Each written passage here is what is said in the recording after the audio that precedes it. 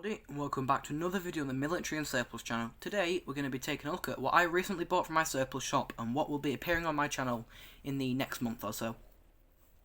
So first of all, we're going to look at the SA-80A2 blank firing magazine. You can tell it's an A2 because it's got the H&K stamp underneath. And H&K reworked all of the, well not all of them, a lot of the SA-80s. Can you see that? Can it focus, please? There it is. Reworked a lot of the SA-80s, or L85s if you want to call them that, to make them basically a better rifle in every single way. So, then we'll move on to the 90% complete S10 kit. I say 90% complete because I don't have the naps, peen injectors, and the Survive to Fight manual. And the mask I did not get inside of it. I've had that for a while. But everything else in there I bought, and the bag. Then we will move on to the British Mark IV NBC suit in DPM, which also is my correct size, coincidentally. So first of all, we'll talk about the blank firing magazine. You can tell this is a blank firing magazine because of the yellow stripes on it, which distinguish it from a legitimate magazine. And obviously, so you're not going to load live rounds into a rifle and end up killing someone on training, which is not what you really want to do, really. But this is an A2 pattern magazine, and that basically means it's a lot more stronger and a lot more reinforced. The feed lips on the top are a lot better, and the follower doesn't get stuck from just pushing the mag down like that. Because the A1 pattern magazines, you could squeeze the magazine and it would jam the spring and the round would get stuck, say like there. And so obviously you wouldn't have any fresh rounds feeding into the weapon system. It features very good feed lips on this because the A1 pattern were very flimsy and I've knackered mine because of loading rounds into them. I have to clarify, these are not live rounds, they are inert. The primers have been struck and there is no cordite in the round itself. So that's a precaution I'm just going to take. So people don't call me out on having illegal ammunition. But now that I've digressed a lot, we'll get back to this. Yeah, the round, if you load it into the SA-80A1 magazine enough, the feed lips basically bend downwards. And again, the round will just spew out the magazine or just not feed at all, which is not really what you want in a rifle magazine. The magazine is a lot more stronger, as you can hear, compared to the other magazines. What's it called? A1 pattern magazine. The floor plate's coming off mine, just put that back on. That's better.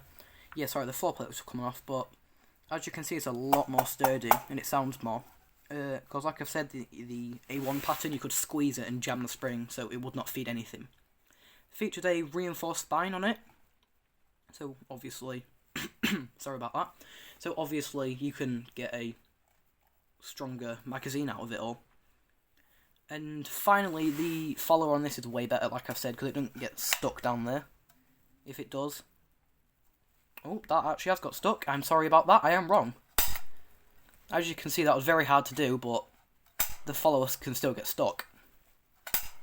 But I don't think your magazine's going to be like that anytime soon anyway, so I think that's just a problem all magazines will face.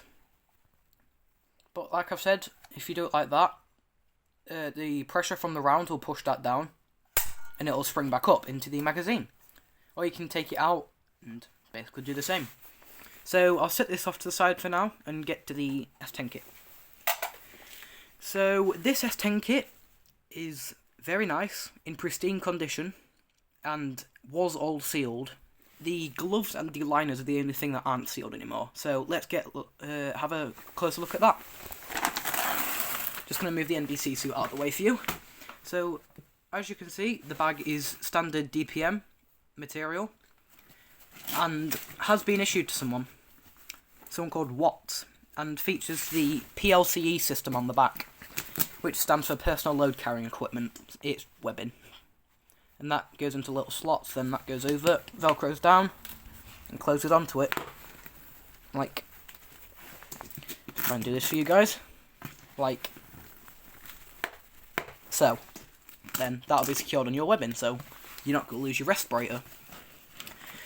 Or you can attach it to your waist, here, or wear it like a handbag, which is quite interesting. But now that I've waffled about the bag, let's get to the actual kit.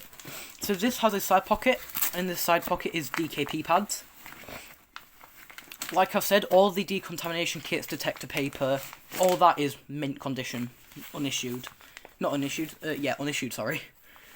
As you can see, sorry, I just need to set this down.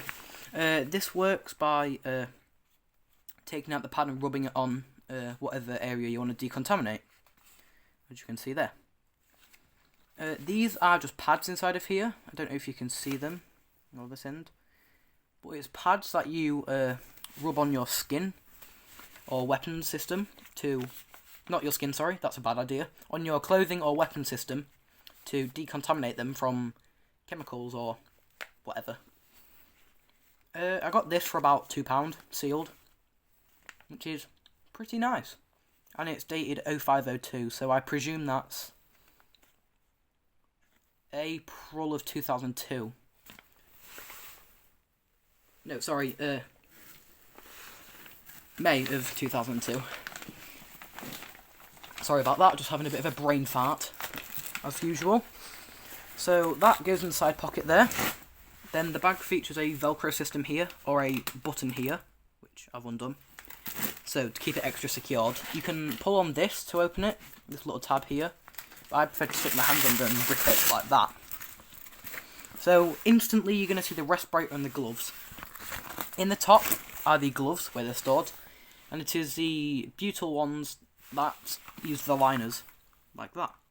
These fit me perfectly as well. These were completely sealed until about yesterday, day before, when I opened them for the kit.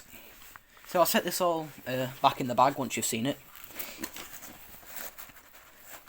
Like that, then that just slots on the top of here. Also, the Survive to Fight manual can go on the top of here as well, underneath the gloves, but I haven't got that yet, so that will be something I'll be waiting for. Then you're immediately going to see the S10 underneath. As you can see, it's the one I've had for years now. It's not airtight, and yeah, I have no idea what's gone on here, but it's not for genuine use, so as long as it doesn't start rotting, it's fine by me. Then that just slots in there, and the filter goes in that section there. You will notice two pockets on the inside of the bag.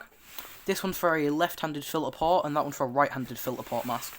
Obviously, store it in the opposite one to what your mask is. So I got this sealed filter, brand new, complete, for about £10, I think it was. As you can see there, the original label says £10.66, made by Scott in the UK on July of 2009. It's the NBC filter and is completely sealed, as I can feel the cap on top here. So that's pretty nice. Like I've said, once I've shown you it, I'll put it back in the satchel. So I've done that. So now I'll show you this pouch here. This one's used for the atropine auto injectors, which go into your thigh. The Fuller's Earth decontamination powder and the detect kit. So this is the decontamination powder, as you can see here. It's still full, as you can probably sense. And this is used in what's it called? Use with the DKP pads as well. Still sealed at the top here. It's got its pull tab there. I'm not going to rip it open, obviously, because it's staying sealed. But it's just a little puffer bottle of decontamination powder. So I'll put that back in. Then we have the detect paper here. Put that down. I believe this acts as basically like a litmus paper for chemical agents. If I do get another one of these, because they're very, very cheap, I will show that, but I can't guarantee it will properly work, because I don't really have access to chlorine, phosgene, mustard, sarin, or stuff like that. Because I prefer not to have my door kicked in and put in prison, but, you know, that's just me. But if I can figure out a way to test this, if it works, I will one day. And I believe this one's 1983. Sorry, my throat hurt then. 1983. So we'll put that back in. And you can see, I don't know if you can see it on camera, but there's 3 slots in there where the atropine auto injectors go. I believe atropine is used for to negate the effects of nerve agents, but I can't be 100% on that because I'm not trained in NBC situations. So I would recommend googling that and not trusting my word, because sorry about that. Because I am not trained in this sort of stuff, so it's just an interest. So that's the bag there. If I can get it on properly. Here it is. That is the complete kit of the British S10. Forgot to mention, mine is made by Avon Rubber in the UK and is dated 1992. So that's nice. Obviously, it's not a US 10, so it's not going to be made in America. So let's move on to the Mark IV NBC suit in DPM. So as you can see here, it is a two-piece suit with the trousers on the bottom. I mean trousers here, and the top here. This suit works by being charcoal impregnated, and basically just stops things coming through. Well, as an NBC suit does. This means that the suits expire.